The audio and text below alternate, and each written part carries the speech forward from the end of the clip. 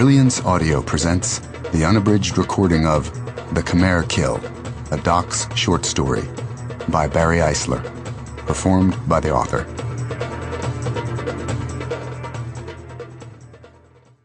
Doc sat on one of the stone benches at the edge of the open-air courtyard in the center of Phnom Penh's National Museum, insects buzzing in the tropical vegetation, the December air agreeably hot.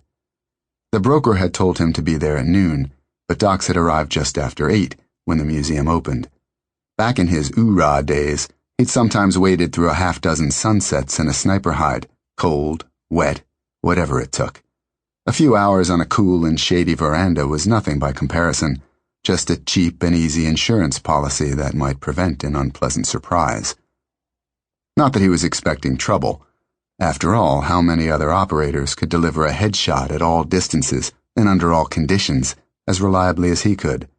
Some active-duty military, sure, but there were all sorts of jobs Uncle Sam wanted done but didn't want to be associated with, and for those, nothing beat the private sector, and ideally a discreet sole proprietor instead of one of the big contractors with all their bad publicity.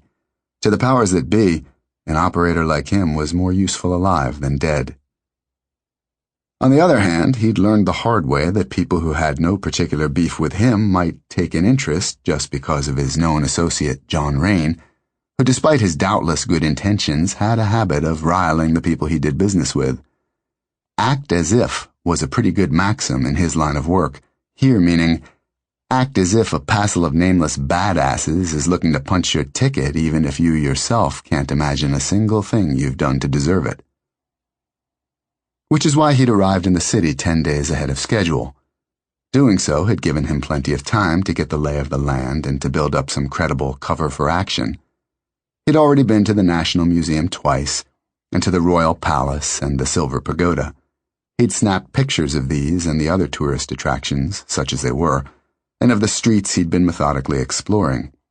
He was staying at Raffles, the best hotel in town, and he'd brought a different bar girl back with him every night.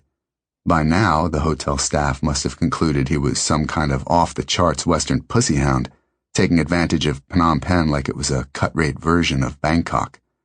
Well, maybe there was a kernel of truth in all that, but hell, the best cover was always the one that kept closest to the facts. He'd been generous with the girls, during and after, and he imagined if the shit ever really hit the fan and they were questioned by the police, they'd corroborate his story. Not ideal, of course, but all right. Sample complete. Ready to continue?